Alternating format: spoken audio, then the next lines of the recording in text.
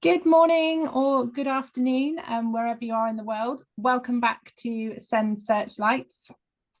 We've got lots to talk about today, so just a very quick, gentle reminder to stay on mute and use the chat box for any questions. It is always lovely to hear where people are from, so do feel free to pop in the chat where you're from this morning or this afternoon. We are going to get started. Normally we leave it a little bit longer, but we've got lots to get through today. We've got our lovely guest Becky with us. So there's a long list of skills that enable students to be successful in class. And we're not just talking about subject knowledge or academic skills. The skills that we're looking at today relate to task management. So helping students to plan, monitor and execute goals.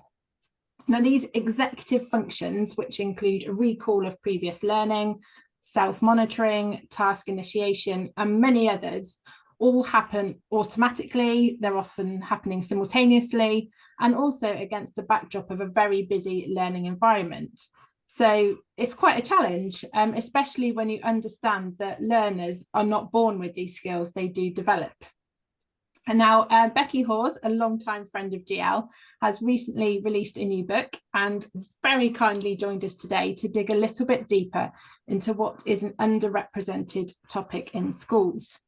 Becky, we've already shared a sprinkling of your insights in our introduction, and we welcome you back to Send Searchlights.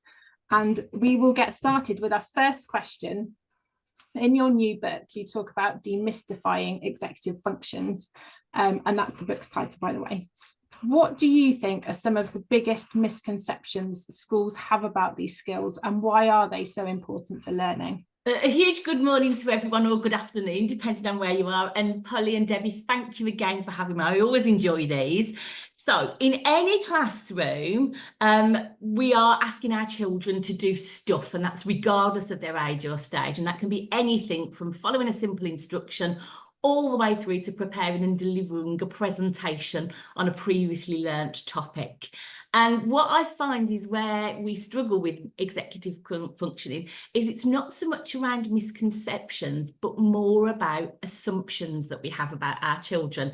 So when we teach them, we instantly assume that these children have got the right language level to access a topic, that they've got secure prior knowledge and understanding, that they've got really good task organisation, maintenance and completion skills, and the right level of attention and listening skills required. And then they've got to have the desire to want to do it, the buying. And also we assume that their social, emotional and mental health needs are all in a really good place. But what actually happens here for children and young people that have got difficulties around executive functioning is that often they present as the naughty pupil. So these are the ones that come across as not compliant or difficult because they can't follow those instructions, come across as lazy because they don't necessarily start the task, or they abandon the task halfway through, or even better, they produce you a lovely piece of work but isn't actually related to the work that you're doing in the class at the time. We've all had those. They can come across as fidgety and disruptive, dysregulated and disorganised. So what happens is, with those are the children you're constantly on that, "Oi, John, come on now, John, start work. John, have you, John. Poor John then hates his own name. So it's really around assumptions, because what happens is we assume that they're all in place, all of these wonderful executive functioning skills, but actually we don't teach them. And I think that's something we need to think about. If we're saying we're going to do a project on, do we teach the children the project management skills required, or do we just go, here's a load of stuff, get on with it?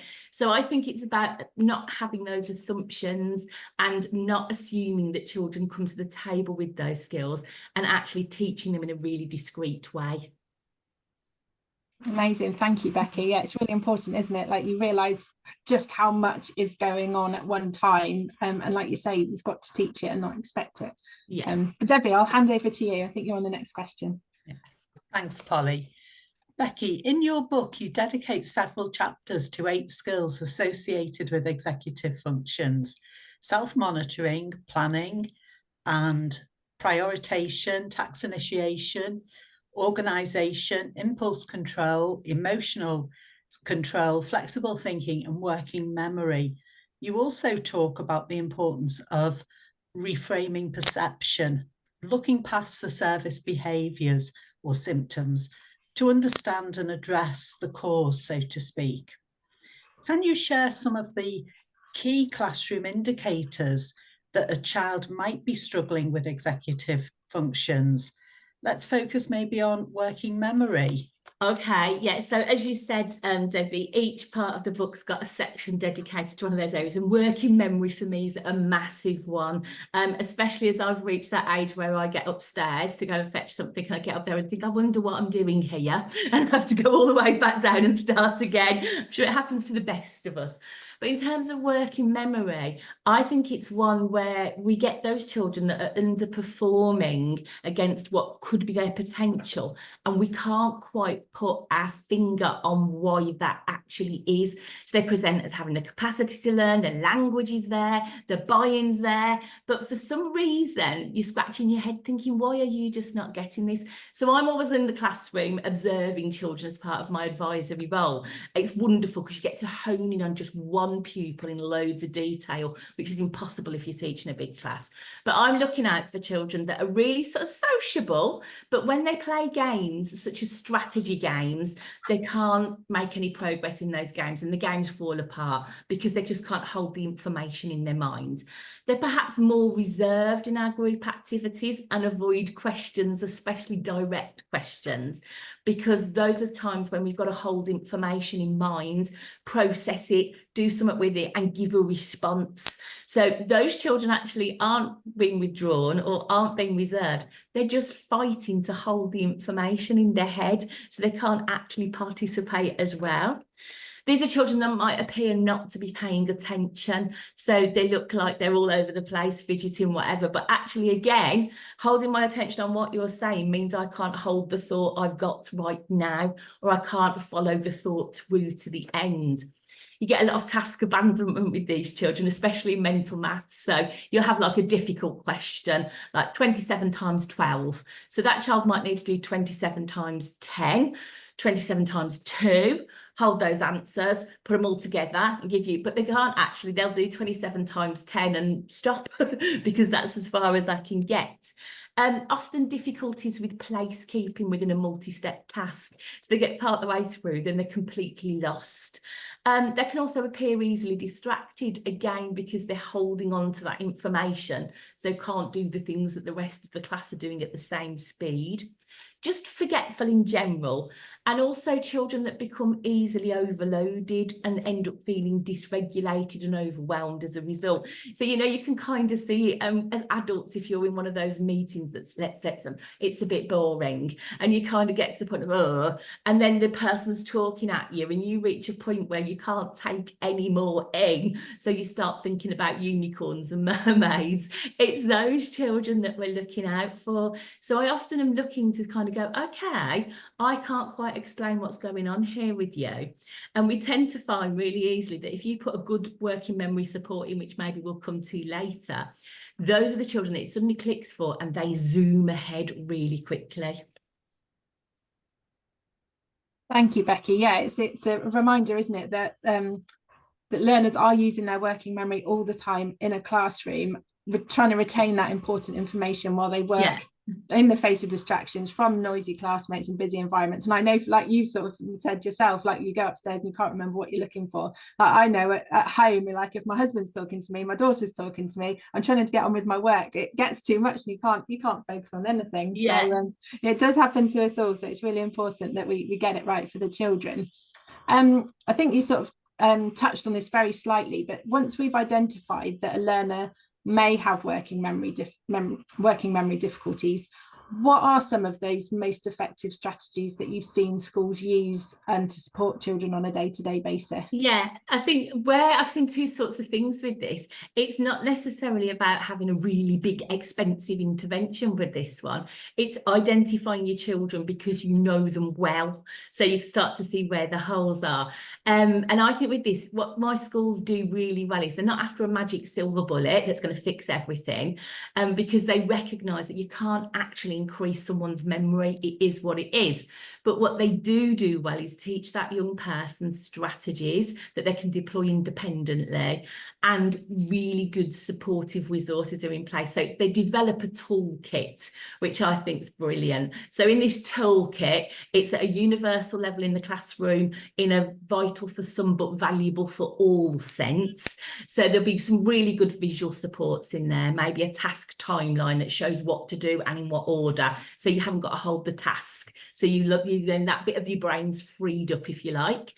Voice recording devices. So one teacher's brilliant. She gives out instructions to the entire class and uses a little voice recording device and then hands it to the child that she knows needs it. So they can play it back hundreds of times, and it stops you getting, you finished your lesson introduction, you think, I've taught that was epic. Then you get one kid, don't you, I don't know what to do, and you think, so you can just go, there you go, there's the instructions again, you play them. It's teaching them to do jottings. So if we're doing 27 times 12, we can write down quickly the numbers and hold them there. It's about task slicing as well. I do this, so I've taken a big job like cooking dinner, and I think, right, I'm going to cut up the potatoes, do the vegetables. That's 2 bits of the task. Then I'm going to have a sit down. Then I'll do the next bit. So we break that big task into small steps. I think giving your children processing time as well, time to really refresh, refocus and process, so that they've got time to store information before we move on. And then my 2 big ones as well is stripping back. What are the key bits the children need? And let's just give them only that, not lots of other little asides and stories. And to have a red flag moment. So my red flag moment is, what is the key nugget I want you to take away from this lesson, or the key nugget in this task, and actually signposting that really clearly for the children, so that they know that's the bit I've got to hold on to and work on. The rest of it I can shove over here. Amazing. Lots of, like you say, lots of strategies that don't cost the earth. No. And you can implement them tomorrow, Yeah, even definitely, today. definitely. So we're just going to pause the conversation with Becky for a moment, because we've talked about some of the strategies. We also need to remember that graduated approach model, so the assess, plan, do, review. And actually there's an expectation, like Becky said right at the beginning, that we understand our pupils' individual learning needs, and that can be through that monitoring, through that careful assessment, and this information does provide an essential starting point for decisions then related to any adaptive teaching or evidence-based intervention. So one thing that GL provide is a screener called Recall, and this is specifically designed to investigate strengths and challenges related to working memory. So I'm just going to share my screen just for a moment so that we can have a look at Recall and just share some of the key features of it. So Recall is a screener, it's not a diagnostic, but it does give you some indications as to whether that working memory is going to cause some barriers to learning for students. It takes 20 to 30 minutes, so it is a really quick screener, and as you can see, it covers a wide age range. So it looks at word recall, it looks at pattern recall, and it looks at counting recall. Also, if you're looking for any exam access arrangement evidence, it does support that as well, so you can use it if you think actually from these results this student is going to need extra time in their exams, like Becky said, for that processing time. So just an example of some of the screening tasks, really simple. It's not overtaxing for those students who do need that time to remember, but you can see word recall, that's about matching words that they hear. Pattern recall is about remembering a sequence of patterns, and then counting recall, you're looking for different objects. So there's only 3 parts to the assessment, but it does provide you with that opportunity to understand where across executive functioning a student may be struggling. And then obviously you get a report from this. So it's really easy to interpret. You can see just from 2 different colours where a student is struggling. So it might be blue is obviously that's a good average range. Orange is where you need to look at. So again, you can see whether it's just a specific area of working memory. So is it just word recall? So is it that vocabulary actually that's the barrier, or is it a working memory barrier in all? obviously these aren't sales pitches, our webinars at all, but if you are interested in Recall, we are just going to launch a quick poll, so that if you would like some more information and find out a little bit more about this working memory screener, then we can obviously reach out to you afterwards and get in contact and give you more details. So that poll has now popped up on screen. So I will stop sharing my screen. I'll give you a moment just to finish that poll, and then I think I'll hand over to Debbie. Thank you, Polly. This is the part of the session where we aim to suggest some immediate takeaways by way of our illuminations. So Becky, aside from using a tool like Recall, if schools were to make one small but meaningful change tomorrow, to better support learners with their working memory, what would you recommend for that? Yeah, so again, just quickly, I think the screening that you just shown is really good, because it means that we can really know children well and use that as a spotlight to really find the children that need it. And for those children that need it, one really small, meaningful change for me is that when we plan our lessons, we stop and evaluate the working memory demands of what it is we're actually asking the children to do in the first place.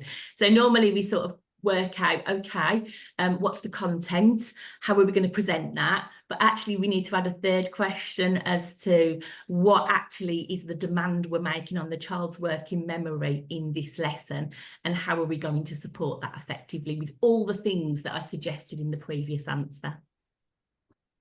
Thank you, Becky. One recommendation for us, for UK-based colleagues particularly, are the recent rapid evident assessment reports that were published by the DFE in September.